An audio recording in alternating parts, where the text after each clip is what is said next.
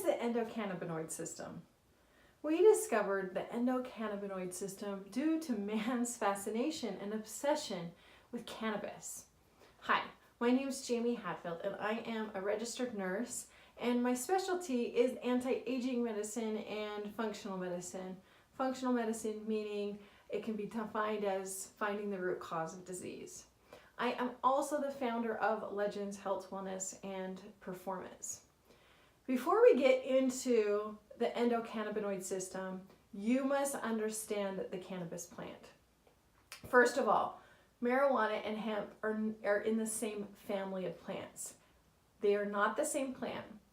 THC and CBD are the major cannabinoids found in this family of plants. And today we know we have over 100 different cannabinoids, CBG, CBN, and there's several more. Today we have this newfound obsession with THC and CBD. THC touted as the psychoactive component of marijuana, and CBD the non-psychoactive component in hemp. Now we have different strains of the cannabis plant, so they have different ratios of THC and CBD. This plant has led scientists to unravel and discover an entirely new biochemical communication with all the mammalian animals. And it has a lot of medical benefits that we just don't quite completely understand. Now research is finding almost every day new discoveries with the plant. So what exactly is the endocannabinoid system? Simply put, it is a system in the body that restores balance to all other systems in your body. Now this system is full of neuroreceptors, transmitters, enzymes, and signaling molecules. Now our bodies on their own create cannabinoids. It's not because there's a plant out there that we have these receptors in our body. We have these receptors in our body. We do have these receptors, and it's only logical that we actually have plants out there that contain cannabinoids that we must consume and feed to our bodies. When we consume cannabinoids, this helps our body function better. It helps regulate weight, blood control.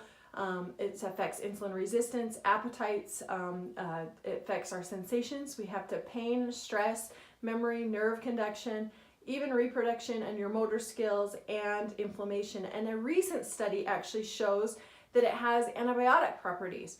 And that might be the next answer to the antibiotic resistant crisis that we're actually facing.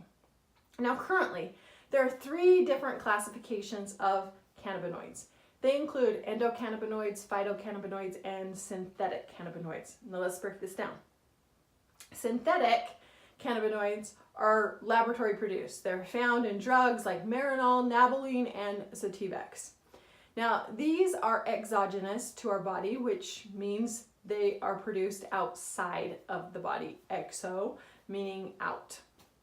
Now second, we have endocannabinoids, and these are cannabinoids that your body produces naturally. And they are anandamide and 2-AG. These are actually the signaling molecules. And they help upregulate and downregulate depending on what's needed in the body to return to balance. Now, this is what makes the endocannabinoid system so fascinating, is because they're natural. Now, these are also endogenous, meaning that they're produced, endo meaning in, so they're endogenous. Now, lastly, we have phytocannabinoids. Now, these are cannabinoids that are produced in the cannabis family of plants, also other plants probably.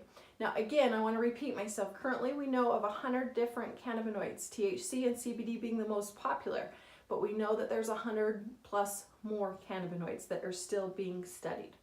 Now, these are exogenous cannabinoids, meaning again, outside of the body. Now, the endocannabinoid system is referred to as the ECS system. So how does it work?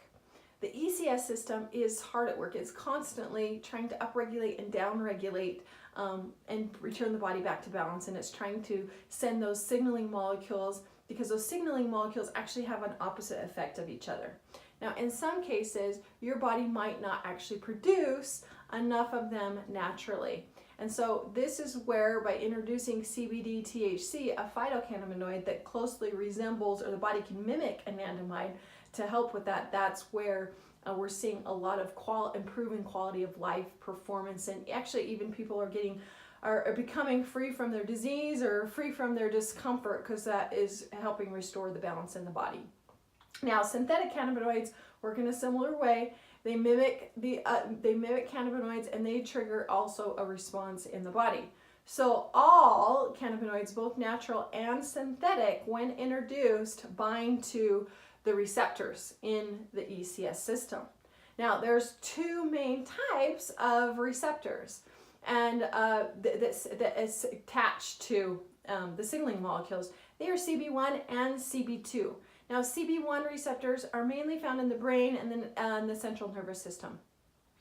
These receptors process cannabinoids that can affect your coordination, your motor learning, your metabolism. They affect pain modulators and also bone mass. Now, CB2 receptors are mainly found